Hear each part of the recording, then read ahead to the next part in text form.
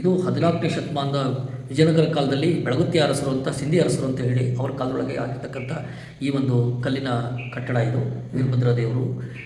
ಅವರು ನವಾಬರು ಒಂದು ಪದಕ ಕೊಟ್ಟಿದ್ದಾರೆ, ಒಂದು ಅವ್ರ ಗುರುತಿನ ಒಂದು ಪದಕ ಕೊಟ್ಟಿದ್ದಾರೆ. ಅಲ್ಲಿ ನಮಗೆ ಆ ಪದಕ ಇದೆ, ಅದು ಜಾತ್ರೆಯ ಮುಂತಾದ ಉತ್ಸವಗಳ ಸಂದರ್ಭದಲ್ಲಿ ಆ ನವಾಬರು ಕೊಟ್ಟಂತಹ ತಪ್ಪು ಕಾಣಿಕೆ ನಾವು ಬಂದ್ಬಿಟ್ಟಿದ್ವಿ, ಇಲ್ಲಿ ನಿನ್ನ ಮಹಿಮೆ ಗೊತ್ತಾಯ್ತು ಅಂತೇಳಿ ತಪ್ಪು ಕಾಣಿಕೆಯಾಗಿ ಒಂದು ಪದಕವನ್ನು ಕೊಟ್ಟಿದ್ದಾರೆ. ಹಾಗೆ ಇದು ಪವಾಡವನ್ನು ಅವತ್ತಿನ ಕಾಲಕ್ಕೆ ಮಾಡಿರ್ತಕ್ಕಂಥದ್ದು ಅಂಥೇಳಿ. ಇವು ಅಂಕದ ಕಲ್ಲು ಅಂತ ನಾವು ಅದರ ವಿಶೇಷತೆ ಏನು ಸರ್? ಅಂಕದ ಕಲ್ಲು ನೋಡ್ರಿ, ನೀವೇ ಬಿಟ್ಟರೆ ಈಗ ಒಂದು ಪ್ರಾರ್ಥನೆ ಮಾಡಿಬಿಟ್ಟು ನನಗೆ ಕೆಲಸ ಆಕತ್ತಾ ಇಲ್ಲ ಅಂತ ಅಂದ್ರೆ ನೋಡಪ್ಪ ಎತ್ತಲೇಬಾರ್ದು. ಉದಾಹರಣೆ ಒಂದೇ ಮಾತು ನೋಡಪ್ಪ, ಈಗ ನಾನು ಯೋಚನೆ ಮಾಡಿದ್ದೇನೆ ಆ ಕೆಲಸ ಅದೇ ಆಕತ್ತೆ ನಿನಗೆ, ನಾನು ನೋಡ್ಕೊಳ್ತೇನೆ, ನಾನು ಮಾಡ್ತೇನೆ ಅಂತಂದರೆ ಕಲ್ಲು ಮೇಲೆ ಎಳ್ಳಲೇಬಾರ್ದು ನೋಡು.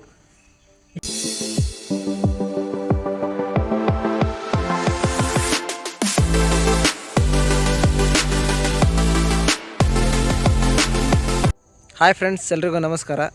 ಇವತ್ತಿನ ಸಂಚಿಕೆಯಲ್ಲಿ ನಾವು ಗಂಜಿನಹಾಳೆ ಎಂಬ ಗ್ರಾಮದಲ್ಲಿರುವಂತಹ ಪುರಾತನವಾದ ವೀರಭದ್ರೇಶ್ವರ ಸ್ವಾಮಿ ದೇವಸ್ಥಾನಕ್ಕೆ ಭೇಟಿ ನೀಡಿದ್ದೇವೆ. ಈ ದೇವಸ್ಥಾನದ ಇತಿಹಾಸದ ಬಗ್ಗೆ ಇಲ್ಲಿನ ಸ್ಥಳೀಯರ ಬಳಿ ಮತ್ತು ಇಲ್ಲಿ ಪೂಜೆ ಮಾಡುವ ಅರ್ಚಕರ ಬಳಿ ತಿಳಿದುಕೊಳ್ಳೋಣ ಬನ್ನಿ. ಗಾಯ್ಸ್, ಈ ದೇವಸ್ಥಾನ ಊರಿಂದ ಹೊರಗಡೆ 1 ಕಿಲೋಮೀಟರ್ ದೂರ ಇದೆ.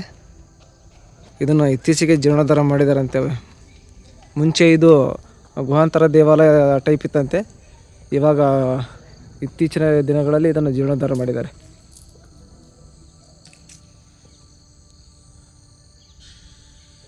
ಸುತ್ತಮುತ್ತ ಒಳ್ಳೆ ಪ್ರಕೃತಿ ಇದೆ ಫ್ರೆಂಡ್ಸ್, ಶಾಸನಗಳು ಇದ್ದಾವೆ ಇಲ್ಲಿ.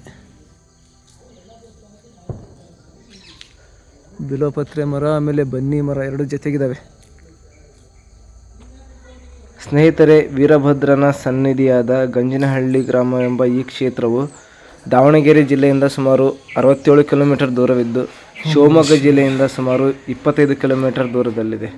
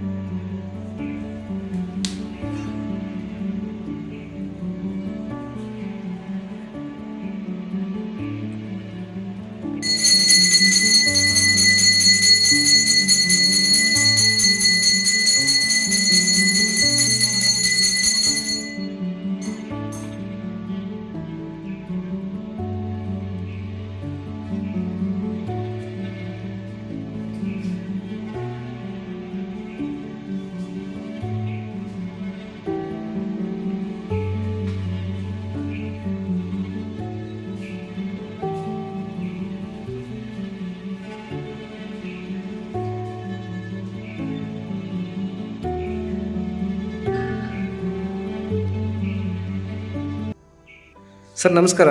ನಮಸ್ಕಾರ ಸರ್, ನಿಮ್ಮ ಹೆಸರು? ಬಸವರಾಜಪ್ಪ ಅಂತ ಹೇಳಿ. ಈ ಗ್ರಾಮದ ಹೆಸರೇನು ಸರ್? ಗಂಜಿನಹಳ್ಳಿ ಅಂತ ಹೇಳಿ. ಈ ದೇವಸ್ಥಾನದ ಇತಿಹಾಸದ ಬಗ್ಗೆ ಸ್ವಲ್ಪ ನಮ್ಮ ವೀಕ್ಷಕರಿಗೆ ಹೇಳ್ತೀರಾ? ಗಂಜಿನಹಳ್ಳಿ ಎಲ್ಲಿ ಬರ ಬಂದರೂ ಗಂಜಿನಹಳ್ಳಿಗೆ ಬರಲ್ಲ ಅಂತ ಹೇಳಿ ಅದಕ್ಕೆ ಗಂಜಿನಹಳ್ಳಿ ಅಂತ, ಎಲ್ಲಿ ಸಿಗುತ್ತೆ ಇಲ್ಲಿ ಒಂದು ಗಂಜಿ ಸಿಗುತ್ತೆ ಅನ್ನೋ ಒಂದು ನಾಮ ಇಟ್ಕೊಂಡು ವೀರಭದ್ರದ ಒಂದು ರಕ್ಷಣೆ ಇಟ್ಕೊಂಡು ಇಲ್ಲಿ ಬದುಕ್ತಾ ಇದ್ದಾರೆ ಜನ ದುಡಿಮೆ ಮಾಡಿ. ಇದು 14ನೇ ಶತಮಾನದ ವಿಜಯನಗರ ಕಾಲದಲ್ಲಿ ಬೆಳಗುತ್ತಿ ಅರಸರು ಅಂತ ಸಿಂಧಿ ಅರಸರು ಅಂತ ಹೇಳಿ ಅವರ ಕಾಲದೊಳಗೆ ಆಗಿರ್ತಕ್ಕಂಥ ಈ ಒಂದು ಕಲ್ಲಿನ ಕಟ್ಟಡ ಇದು ವೀರಭದ್ರ ದೇವರು.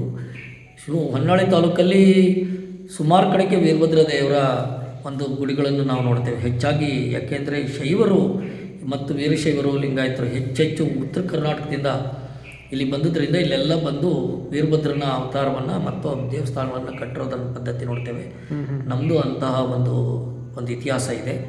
ಅದರ ಪೂರ್ಣ ಇತಿಹಾಸವನ್ನು ನಾನು ನಿಮಗೆ ದಾಖಲೆ ಸಹಿತ ಕೊಡ್ತಿದ್ದೇನೆ. ಇದು ವೀರಭದ್ರ ದೇವರು.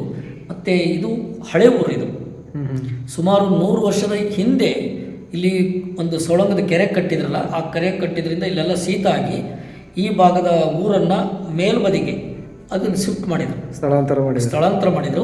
ಹಾಗಾಗಿ ಇಲ್ಲಿ ಒಂದು ವಿಗ್ರಹ ತಗೊಂಡು ಅಲ್ಲಿ ಇಟ್ಕೊಂಡು ಪೂಜೆ ಮಾಡಿ ಅಲ್ಲಿ ಒಂದು ಊರು ಕಟ್ಟಿದರು. ಆದರೂ ಎಲ್ಲ ಪೂಜೆ ಪುರಸ್ಕಾರಗಳು ಸಹಿತ ಒಂದು ದಸರಾದಲ್ಲಿ ಹಬ್ಬ ಇರಲಿ, ಕಾರ್ತಿಕ ಇರಲಿ, ಕದಳಿ ಇರಲಿ, ಮತ್ತು ಯಾವುದೇ ಹಬ್ಬ ಇರಲಿ, ಒಂದು ಕೆಂಡದ ಅರ್ಚನೆ ಇರಲಿ, ನಾವು ಯಾವುದೇ ಊರಿನ ಯಾವುದೇ ಮತ್ತು ಮನೆ ಯಾವುದೇ ಕೆಲಸ ಮಾಡುವಾಗ ಇಲ್ಲಿ ಬಂದು ಇಲ್ಲೇ ಕಾರ್ಯವನ್ನು ಮಾಡಿ, ಅದು ಕೆಂಡದ ಅರ್ಚನೆ ಇರ್ಬೋದು, ಯಾವುದೇ ಇರ್ಬೋದು, ಕೆಲಸ ಮಾಡಿಕೊಂಡು ಮುಂದೆ ಅಲ್ಲಿ ಮಾಡುವಂಥದ್ದು ಪದ್ಧತಿ ಇದೆ. ಕಾರ್ತಿಕ ಸಹಿತ ಇಲ್ಲಿ ದೀಪಾವಳಿ ಕಂಬದ ಸಹಿತ ಇಲ್ಲಿಗೆ ಕಾರ್ತಿಕನು ರಾತ್ರಿ ವೇಳೆಯಲ್ಲಿ ಬಂದು ಇಲ್ಲಿಗೆ ಮಾಡ್ತಾರೆ ಭಯಭಕ್ತಿಯಿಂದ. ಯಾರಿಗೆ ನಂಬಿಕೆ ಇದೆಯೋ, ಯಾರಿಗೆ ಭಕ್ತಿ ಇದೆಯೋ, ಯಾರಿಗೆ ಶ್ರದ್ಧೆ ಇದೆಯೋ ಅಂಥವ್ರನ್ನ ಅವನು ನೋಡ್ತಾನೆ. ಅದಕ್ಕೆ ನಾನು ಬೂದಿ ಮುಚ್ಚಿದ ಕೆಂಡ ಅಂತ ನಾನು ನಂಬ್ಕೊಂಡಿದ್ದೇನೆ. ಮತ್ತು ಅವನು ಯಾವಾಗಲೂ ಕಾಶಿ ಕಟ್ಟಿದವನು, ಕಾಶಿ ಕಟ್ಟಿ ನಿಂತ ಅಂತ ಹೇಳಿದರೆ ಅವನಿಗೆ ಎದುರು ಯಾರೂ ಎದುರಾಗಕ್ಕೆ ಸಾಧ್ಯನೇ ಇಲ್ಲ. ವೀರಭದ್ರನ ಅವತಾರನೇ ಅದು. ಹಾಗೆ ಅವನು ನಿಧಾನ, ಅದಕ್ಕೆ ನಾನು ಹೇಳಿದ್ದು ಬೂದಿ ಮುಚ್ಚಿದ ಕೆಂಡ ಅಂತ. ಅದಕ್ಕೆ ನಾವು ಏನಪ್ಪ ಅವನು ಅಖಿಲಾಂಡ ಕೋಟಿ ಬ್ರಹ್ಮಾಂಡ ನಾಯಕ, ಅವನು ದಯ ತೋರಿದ್ರೆ ಸಾಕು ಅದು ಆಗುತ್ತೆ ಅಂತ ನಮ್ಮ ಭಾವನೆ. ಇಲ್ಲಿ ಆಗಿದೆ ಅದೇ ಥರದಲ್ಲಿ ಯಾರಲ್ಲಿ ಭಕ್ತಿ ಇರುತ್ತೋ, ಶ್ರದ್ಧೆ ಇರುತ್ತೋ, ಯಾರು ತನ್ನ ಕಾಯಕ ಮಾಡ್ಕೊಂಡು ದುಡಿಮೆ ಮಾಡ್ಕೊಂಡು ತನ್ನ ಪಾಡಿಗಿರ್ತಾನೋ ಅಂತನಿಗೆ ಎಂದಿಗೂ ಬರ ಇಲ್ಲ, ಮತ್ತು ಅವನಿಗೇನು ತೊಂದರೆ ಆಗಿಲ್ಲ ಇಲ್ಲಿವರೆಗೂ. ಅದೇ ಗಂಜಿನಳ್ಳಿ ವಿಶೇಷತೆ. ಸಣ್ಣವರಾದರೂ ಆ ಒಂದು ಕ್ಷೇತ್ರದ ಮಹಿಮೆ ಇದೆ. ಕಾಯಕವೇ ಕೈಲಾಸ. ಅದು ಅವನು ಹೇಳಿದ್ರೆ ಅದು ಹೌದು. ಗಂಜಿನಳ್ಳಿ ಅಂತ ಹೆಸರು ಬಂದಿರೋದು ಅದೇನೆ. ನೀನು ದುಡಿದ್ರೆ ನಿನಗೆ ಗಂಜಿದೆ ಹೌದು ಅಂತ ಹೇಳಿ. ಈ ಕ್ಷೇತ್ರದ ವಿಶೇಷತೆ ಬಗ್ಗೆ ಸ್ವಲ್ಪ ನಮಗೆ ತಿಳಿಸ್ತೀರಾ? ಇಲ್ಲಿ ನಮಗೆ ಸಿಂಧಿ ಅರಸರ ಕಾಲದೊಳಗೆ ಕಟ್ಟಿರ್ತಕ್ಕಂಥ ಈ ದೇವಸ್ಥಾನ, ಮತ್ತು ಇಲ್ಲಿ ಭಾಳ ಒಂದು ಹಿಂದಿನಿಂದ ಪವಾಡಗಳು ನಡ್ಕೊಂಡು ಬಂದಿರ್ತದೆ. ಇಲ್ಲೆಲ್ಲ ಸುತ್ತ ಪೌಳಿ ಇತ್ತು. ಶತ್ರುಗಳಿಂದ ರಕ್ಷಣೆ ಮಾಡಿಕೊಳ್ಳೋಕ್ಕೆ ಇದು ಕೋಟೆ ಇದ್ದಂಗಿತ್ತು ದೇವಸ್ಥಾನ. ಹಿಂದೆ ನವಾಬರ ಕಾಲದವರು, ಹೊನ್ನಾಳಿ ಪಟಾಣರು ನವಾಬರು ಅನ್ನುವಂಥವ್ರು ಇಲ್ಲಿ ದಂಗೆ ಎತ್ತಿ ಬಂದಿರಂತೆ ಈ ಭಾಗಕ್ಕೆ. ಬರುವಾಗ ಇಲ್ಲಿ ಜನ ಎಲ್ಲ ಬೇಡ್ಕೊಂಡು ಇಲ್ಲಿ ಕೂತ್ಕೊಂಡಿರುತ್ತೆ. ದಂಗೆ ಎದ್ದು ಬಂದು ಇಲ್ಲಿ ನಮ್ಮನ್ನು ಹಾಳು ಮಾಡ್ತಾರೆ, ಮತ್ತು ನಮಗೆಲ್ಲ ಶೋಷಣೆ ಮಾಡ್ತಾರೆ, ಎಲ್ಲ ಕಾಳು ಕಡೆ ಎಲ್ಲ ತೊಗೊಂಡು ಹೋಗ್ಬಿಡ್ತಾರೆ ಅಂತ. ಆ ವೀರಭದ್ರ ದೇವರು ತಾನು ಜೇನು ಹುಳುವಾಗಿ, ಅವ್ರು ಏನು ನವಾಬರು ಬರ್ತಿದ್ರಲ್ಲ, ಆ ಬರ್ತಕ್ಕಂಥ ನವಾಬರ ಸೈನ್ಯಕ್ಕೆ ಜೇನು ಹುಳ ಕಡಿದು ಅದು ಅವರು ಆ ಕಡೆ ಹೋಗ್ಬಿಟ್ರಂತೆ. ಅದಾದ್ಮೇಲೆ ಗೊತ್ತಾಯ್ತಂತೆ ಹಿಂಗೆ ಅಂತ. ಅವರು ನವಾಬರು ಒಂದು ಪದಕ ಕೊಟ್ಟಿದ್ದಾರೆ, ಒಂದು ಅವ್ರ ಗುರುತಿನ ಒಂದು ಪದಕ ಕೊಟ್ಟಿದ್ದಾರೆ. ಅಲ್ಲಿ ನಮಗೆ ಆ ಪದಕ ಇದೆ. ಅದು ಜಾತ್ರೆ ಮುಂತಾದ ಉತ್ಸವಗಳ ಸಂದರ್ಭದಲ್ಲಿ ಆ ನವಾಬರು ಕೊಟ್ಟಂತಹ ತಪ್ಪು ಕಾಣಿಕೆ. ನಾವು ಬಂದ್ಬಿಟ್ಟಿದ್ವಿ ಇಲ್ಲಿ, ನಿನ್ನ ಮಹಿಮೆ ಗೊತ್ತಾಯ್ತು ಅಂತೇಳಿ ತಪ್ಪು ಕಾಣಿಕೆಯಾಗಿ ಒಂದು ಪದಕವನ್ನು ಕೊಟ್ಟಿದ್ದಾರೆ. ಹಾಗೆ ಇದು ಪವಾಡವನ್ನು ಅವತ್ತಿನ ಕಾಲಕ್ಕೆ ಮಾಡಿರ್ತಕ್ಕಂಥದ್ದು ಅಂಥೇಳಿ. ಇಲ್ಲ, ನಮಗೆ ಇತ್ತೀಚೆಗೆ ಬರ ಬಂದಿದೆ, ಭಕ್ತಿ ಬರ ಬಂದಿದೆ ಅನಿಸುತ್ತೆ, ನಮಗೇನೋ ಅನಿಸುತ್ತೆ. ಆದರೂ ಒಂದು ಸ್ವಲ್ಪ ಎಲ್ಲೋ ಅದನ್ನು ಮತ್ತೆ ಕಾಣಿಸ್ತದ, ನೋಡ್ತದ, ನಾವು ಮತ್ತೆ ನೋಡ್ತಾ ಇದ್ದೀವಿ. ಅದು ಎಂದೂ ಕಾಲ ಬದಲಾಗಲ್ಲ, ಕಾಲನೇ ಬುದ್ಧಿ ಕಲಿಸುತ್ತೆ ಅಂತ ನಾವು ತಿಳ್ಕೊಂಡಿದ್ದೇವೆ. ಆ ಮಹಾರುದ್ರ ಅವನಿಗೆ ಬಿಟ್ಟದ್ದು, ನಾನು ಅನ್ನೋದು ಇಲ್ಲ. ಯಾವಾಗಲೂ ನಾನು ಅನ್ನೋದು ಯಾರು ಅಂದ್ರೆ ಅವನು ಬೂದಿ ಮುಚ್ಚಿದ ಕೆಂಡ ಅಂತ ನಾನು ಹೇಳ್ಬಿಟ್ಟಿದ್ದೇನೆ. ಅವನಿಗೆ ಹಾಗಾಗಿ ಅವನು ನಾನು ಅಂದವರಿಗೆ ಉಳಿಸಿಲ್ಲ. ಅವನು ಅದನ್ನು ನಾವು ನೋಡಿದ್ದೇವೆ, ಕಣ್ಣಾರೆ ನಾವು ನೋಡಿದ್ದೇವೆ, ಕೇಳಿದ್ದೇವೆ, ಉಳಿಸಿಲ್ಲ. ನಾನು ತಪ್ಪು ಮಾಡಿದರೆ ನನಗೂ ಬಿಟ್ಟಿಲ್ಲ, ಯಾರಿಗೂ ಬಿಡಲ್ಲ. ಯಾಕೆಂದರೆ ಯಾರೂ ದೊಡ್ಡವರಲ್ಲ ಅವನ ಮುಂದೆ. ಹಾಗಾಗಿ ಯಾರಿಗೂ ಬಿಟ್ಟಿಲ್ಲ. ಇದ್ದದ್ದೇ ಅದು ಅವನಾಗಿ ಬರಬೇಕು. ಎಲ್ಲ ಕೆಲಸ ಅಂತದ್ದು ಆಗಲ್ಲ ಇದು ಅಂತಂದು ಅವನು ಮಾಡಿಸ್ಕೊಂತಾನೆ. ಅವ್ನು ಮಾಡಿಸ್ಕೊಳ್ತಾನೆ, ಅವ್ನು ಬಿಡಲ್ಲ. 9 ವರ್ಷ ಆಗಿತ್ತು ಆ ಗುಡಿ ದೇವಸ್ಥಾನ ಕಟ್ಟೋಕ್ಕೆ. ಹೆಂಗೆ ಒಂದು ಮೂಲೆ ಇಟ್ಟಿದ್ರು. ಆಮೇಲೆ ಏನೊಂದು ಗುರುಗಳು ಅಂದರು, ಒಂದು ಹೋಗಿ ಗುರುಗಳು ಕೇಳಿದಾಗ ರಾಮಪುರದ ಗುರುಗಳು ಅಂದರು, ನೀವು ಸರಿಯಾಗಿ ಜೋಳಿಗೆ ಹಾಕ್ಯಂದಲ್ಲ, ವೀರಭದ್ರ ಜೋಳಿಗೆ ಯಾವಾಗಲೂ ಖಾಲಿ ಆಗಲ್ಲ, ನೀವು ಸರಿಯಾಗಿ ಜೋಳಿಗೆ ಹಾಕ್ಯಂದು ಹೋಗ್ರಿ, ನಿಮಗೆ ನೋಡ್ರಿ ಅಂತ ಅಂದರು. ನಾವು ಸುಮ್ಮನೆ ಆಮೇಲೆ ಕೊನೆಗೆ ನಾವು ನಂದು ರಿಟೈರ್ಡ್ ಆಯಿತು, ಬಂದಮೇಲೆ ಎಲ್ಲರೂ ಕಟ್ಕೊಂಡು ಒಟ್ಟು ಒಂದು ಮನಸ್ಸಿನಿಂದ ಹೆದರ್ಬೇಡ್ರಿ ಬರ್ರಿ ಅಂತಂದು ಎಲ್ಲರೂ ಸೇರ್ಕೊಂಡ್ರು. ಮಾಡಿದ್ದಕ್ಕೆ 1 ವರ್ಷದೊಳಗೆ ಅದ್ಭುತವಾದ ಕೆಲಸ ಮಾಡಿದರು. ಮತ್ತು ಉಳಿತು ದುಡ್ಡು. ಅದೇ ಹೇಳಿದ್ರಲ್ಲ ಗುರುಗಳು, ಜೋಳಿಗೆ ಅದು ಯಾವತ್ತಿಗೂ ಖಾಲಿಯಾಗಲ್ಲ ವೀರಭದ್ರ ಜೋಳಿಗೆ ಅಂತ. ಈಗಲೂ ತಯಾರು ಮಾಡ್ತಿದ್ದಾರೆ, ರಥ ಮಾಡ್ತಿದ್ದಾರೆ. ಹಾಗೆ ನಡೀತದೆ, ಅದು ಪಾಡಿಗೆ ನಡೀತದೆ. ನಾನು ಬರೋದ್ರು ನಿಲ್ಲಲ್ಲ, ನೀನು ಬರೋದ್ರು ನಿಲ್ಲೋದಲ್ಲ. ಯಾವಾಗ ತೇರು ಸರ್? ತೇರು ಅದು ಯುಗಾದಿ ಮತ್ತು ಬಸವ ಹಬ್ಬದ ಮುಂದ್ಗಡೆ ನಡೀತದೆ. ಈಗಾಗಲೇ 9 ವರ್ಷ ಆಗಿದೆ. ಅದು ತೇರು ಸ್ವಲ್ಪ ಹಾಳಾಗಿ ಹಳೇದು ಮರ ಮುರಿದು ಹೋಗಿತ್ತು. ಅದಕ್ಕೆ ಹೊಸದೇ ಮಾಡಿಸೋಣ ಅಂತ ಯೋಚನೆ ಮಾಡಿಕೊಂಡು ಶುರು ಮಾಡಿದ್ದಾರೆ. ಇನ್ನೇನು ಈ ವರ್ಷ ಆಗ್ಲಿದ್ರೆ 1 ವರ್ಷಕ್ಕಂತೂ ಪೂರ್ಣ ಆಗುತ್ತೆ, ಅಂದ್ರೆ ತೇರಾಗುತ್ತೆ. ಮುಂದಿಂದು ನೋಡ್ಬೇಕಲ್ಲ, ಮುಂದಿಂದು ಮತ್ತೆ ಜನ ಎಲ್ಲ ಸೇರ್ಕೋಬೇಕು ಮಾಡೋಕ್ಕೆ. ಮತ್ತೆ ಹಣಕಾಸು ಈಗ ಭಾಳ ಕಷ್ಟ ಇದೆ ಈಗ ಅಂತಾರೆ. ಮತ್ತೆ ಮುಂದೆ ನೋಡೋಣ, ಇಲ್ಲ ಮಾಡೋಣ ಅಂತ ಎಲ್ಲರೂ ಹೋಮ್ವರ್ಕ್ಸ್ ಮಾಡಿದ್ರೆ ನಡೀತದೆ. ಅದು ಅವ್ನು ಬಿಟ್ಟದ್ದು, ಮಾಡಿಸ್ಕೊಳ್ಳೋದು ಅವ್ನಿಗೆ ಬಿಟ್ಟದ್ದು. ಅದು ರಥೋತ್ಸವ ನಡೆಸ್ಕೋಬೇಕು ಅನ್ನೋದು ಅವ್ನು ಮಾಡಿಸ್ಕೊಳ್ತಾನೆ. ಹಾಗೆ ಅದಾಗತ್ತೆ. ಅದು ಮುಂದಿಂದ ಮುಂದೆ ಬರ್ರಿ ಸರ್. ಇದು ಇಲ್ಲಿ ಶಿಲಾಶಾಸನಗಳಿದಾವಲ್ಲ, ಅದ್ರ ಬಗ್ಗೆ ಸ್ವಲ್ಪ ಮಾಹಿತಿ. ಅದು ಒಂದು ಶಾಸನ ಇದೆ ಇಲ್ಲಿ. ಈ ದೇವಸ್ಥಾನದ ಹಿಂಬದಿಗೆ ಒಂದು ಶಾಸನ ಇದೆ. ಅಲ್ಲಿ ಅದು ಜಂಗಮರಿಗೆ ಕೊಟ್ಟರು, ದಾನ ಕೊಟ್ಟಿರುವಂಥ ದಾನ ಶಾಸನ ಅಲ್ಲಿದೆ. ಈ ಈ ದೇವಸ್ಥಾನದ ಬಗ್ಗೆ ಏನೂ ಇಲ್ಲ. ಅಲ್ಲಿ ಒಂದಿದೆ, ಅಲ್ಲಿ ಯಾರೋ ಒಬ್ಬರು ಭಕ್ತರು ಆ ಒಂದು ಮಠಕ್ಕೆ ಅದನ್ನು ಭೂಮಿಯನ್ನು ದಾನವಾಗಿ ಕೊಟ್ಟಿರ್ತಕ್ಕಂಥ ಒಂದು ದಾನ ಶಾಸನದ ಕಲ್ಲು ಅದು ಇಲ್ಲಿದೆ. ಅದು ಆ ಕಡೆಗೆ ಒಂದು ಮಠದ ಗುರುಗಳದ್ದು ಐತಲ್ಲ, ಅಲ್ಲಿ ಅವರು ಅದರಲ್ಲಿ ಒಂದು ಲಿಂಗಮುದ್ರೆ ಕಲ್ಲು ಥರ ಇದೆ, ಲಿಂಗಮುದ್ರೆ ಕಲ್ಲು ಥರ. ನಾನು ಅದನ್ನು ಕೊಡ್ತೇನೆ ನಿಮಗೆ ಇತಿಹಾಸದ್ದು ಅಷ್ಟು ಅದು. ಇದರದ್ದು ಏನೂ ಯಾವುದೂ ಇತಿಹಾಸದ್ದು ಏನೂ ಇಲ್ಲ, ಯಾವುದೇ ಇಲ್ಲ. ನಮ್ಮ ಹಿಂದಿನ ಪೂರ್ವಜರೇ ಮಾಡ್ಕೊಂಡಿರ್ತಕ್ಕಂಥದ್ದು ಈಗೆಲ್ಲ ದೇವಸ್ಥಾನ ಮಾಡಿರ್ತಕ್ಕಂಥದ್ದು. ಬಟ್ ಇದ್ರದ್ದು ಇತಿಹಾಸ ಏನಪ್ಪ ಅಂದರೆ ಅದು ಸಿಂಧಿ ಅರಸರ ಕಾಲದೊಳಗೆ ಕಟ್ಟಿರ್ತಕ್ಕಂಥದ್ದು. ಅಲ್ಲೆಲ್ಲ ಪೂರ್ತಿ ಏನು ಬಂತಲ್ಲ ಅದು ಇದು. ಮತ್ತು ಕುಂಕೋದಿರಣ್ಣ ಕಲ್ಲು ಅದು ಮುಂಚೆ ಆಗಿದೆ, ಅದು ಇದಕ್ಕಿಂತ ಮುಂಚೆ, ಇದಕ್ಕಿಂತ ಮುಂಚೆ ಆಗಿದೆ ಅದು. ಇದು ಅದರದ್ದು ಇಸ್ವಿಗೆ ಸಹಿತ ಇದೆ ಅದು. ಅದ್ರ ಶಾಸನನೇ ಇದೆ ಅಲ್ಲಿ, ಅದ್ರ ಶಾಸನನೇ ಇದೆ. ಇಂಥ ಗೌಡರು ಕಟ್ಟಿಸಿರುವಂಥದ್ದು ಅಂತ ಹೇಳಿ ಶಾಸನನೇ ಇದೆ ಅಲ್ಲಿ. ಸರ್ ಅಲ್ಲಿ ದೇವಸ್ಥಾನ ಇದೆಯಲ್ಲ, ಅಲ್ಲಿ ಆದಿಶಕ್ತಿದು, ಅದು ಸ್ವಲ್ಪ ತೋರಿಸ್ರಿ ನಮಗೆ. ಅಲ್ಲಿ ಆದಿಶಕ್ತಿ ಅಲ್ಲಿದೆ ಬೆಳ್ಳಿ ವಿಗ್ರಹ. ಇದು ನೋಡ್ರಿ, ನಮ್ಗೆ ಹೇಳಿದ್ವಲ್ಲ ಅಲ್ಲಿ ವಿಗ್ರಹ ಇಲ್ಲ. ಯಾವುದು ನಮ್ಮ ಇದ್ರದ್ದು ಕಾಳಿಕಾದೇವಿದು. ಅದಕ್ಕೆ ಇಲ್ಲಿ ಸಾಮಾನ್ಯವಾಗಿ ಏನು ಮಾಡ್ತಾರೆ, ಹೊರಗಡೆ ಬಂದು ಈ ಇದ್ರ ಕೆಳಗಡೆ ಅಲ್ಲಿ ಕಾಳಿಕಾದೇವಿನ ಅಲ್ಲಿ ವಿಗ್ರಹ ಮಾಡಿದ್ದಾರೆ. ಒಂದು ಸಣ್ಣದು ಮಾಡಿಟ್ಟಿದ್ದಾರೆ. ಹೌದು, ಸಣ್ಣದು ಮಾಡಿಟ್ಟಿದ್ದಾರೆ. ಅದನ್ನು ಒಂದು ಗೂಡು ಮಾಡಿ ಅದನ್ನು ದಿನನಿತ್ಯ ಪೂಜೆ ಆಗುತ್ತೆ. ಇವು ಅಂಕದ ಕಲ್ಲು ಅಂತ ನಾವು ಅದರ ವಿಶೇಷತೆ ಏನು ಸರ್? ಅಂಕದ ಕಲ್ಲುದು ನೋಡ್ರಿ, ನೀವೇ ಬಿಟ್ರೆ ಈಗ ಒಂದು ಪ್ರಾರ್ಥನೆ ಮಾಡಿಬಿಟ್ಟು ನನಗೆ ಕೆಲಸ ಆಕತ್ತಾ ಇಲ್ಲ ಅಂತ ಅಂದ್ರೆ ನೋಡಪ್ಪ ಎತ್ತಲೇಬಾರದು. ಉದಾಹರಣೆ ಒಂದೇ ಮಾತು ನೋಡಪ್ಪ, ಈಗ ನಾನು ಯೋಚನೆ ಮಾಡಿದ್ದೇನೆ ಆ ಕೆಲಸ ಅದೇ ಆಕತ್ತೆ ನಿನಗೆ, ನಾನು ನೋಡ್ಕೊಳ್ತೇನೆ, ನಾನು ಮಾಡ್ತೇನೆ ಅಂತಂದರೆ ಕಲ್ಲು ಮೇಲೆ ಎಳ್ಳೇಬಾರ್ದು. ನೋಡು ಎಷ್ಟು ಕಷ್ಟಪಡ್ತೀನಿ, ಎಳ್ಳೇಬಾರ್ದು. ನೀನು ಮಾಡ್ತೇನೆ ಇಲ್ಲ ಅಂದರೆ ಹಗುರವಾಗಿ ಹೇಳಬೇಕು. ನೀವೇ ಎತ್ತಿರ್ಬೇಕಾರೆ ಇಲ್ಲ ಸರ್, ನಮ್ಮದು ಈ ಥರದಲ್ಲಿ ಒಂದು ಅಪ್ಪಣೆ ಆಗುತ್ತೆ.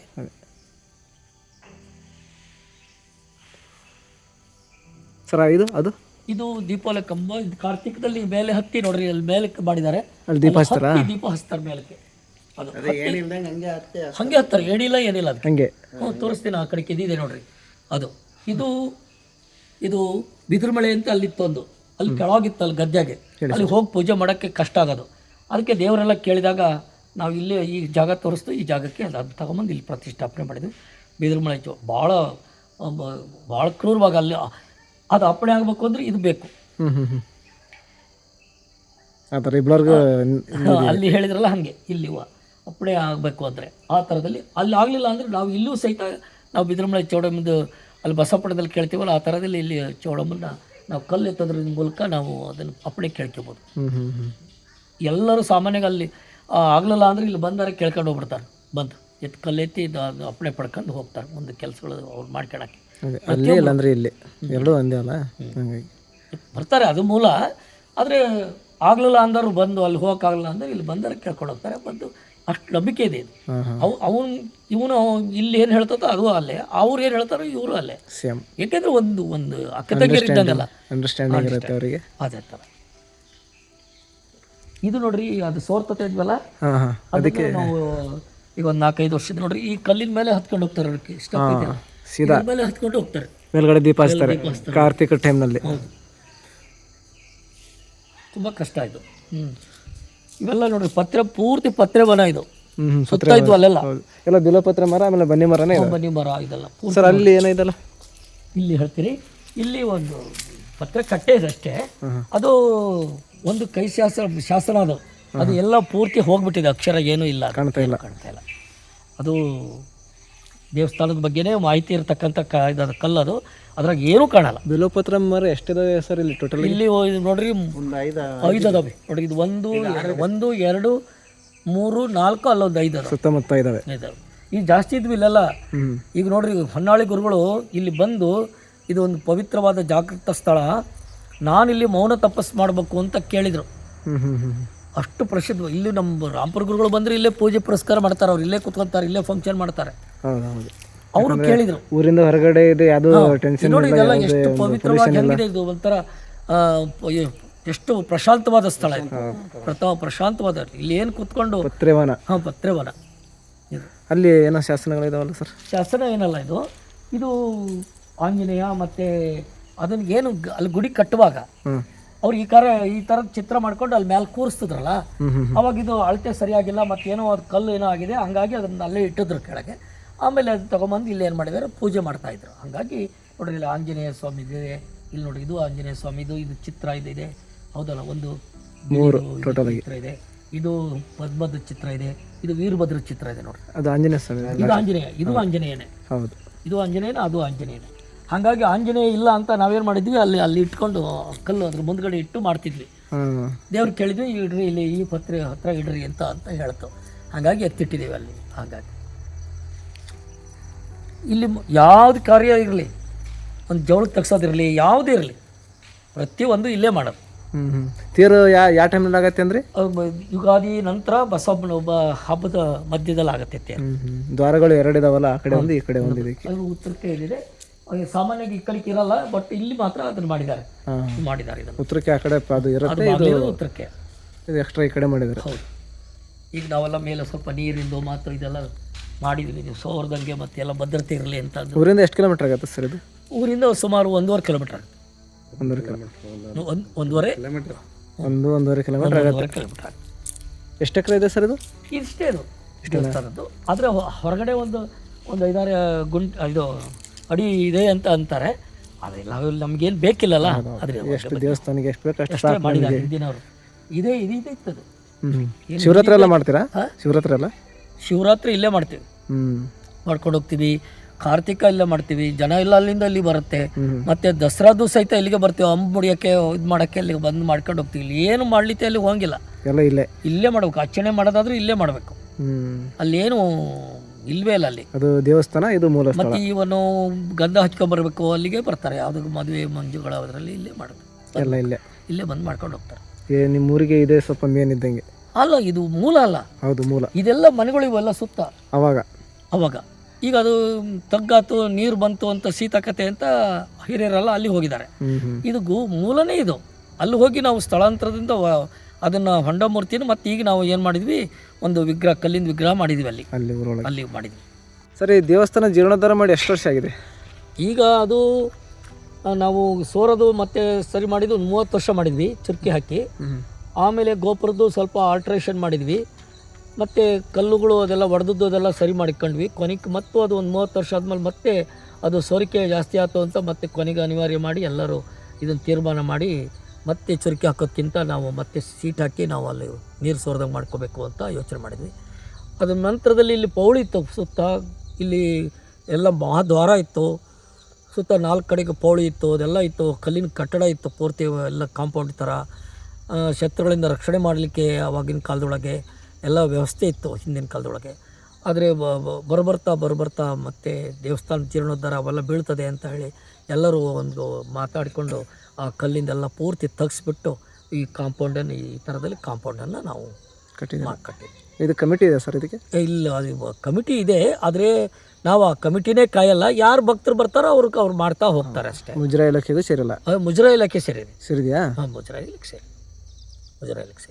ಸರಿ sir, thank you very much.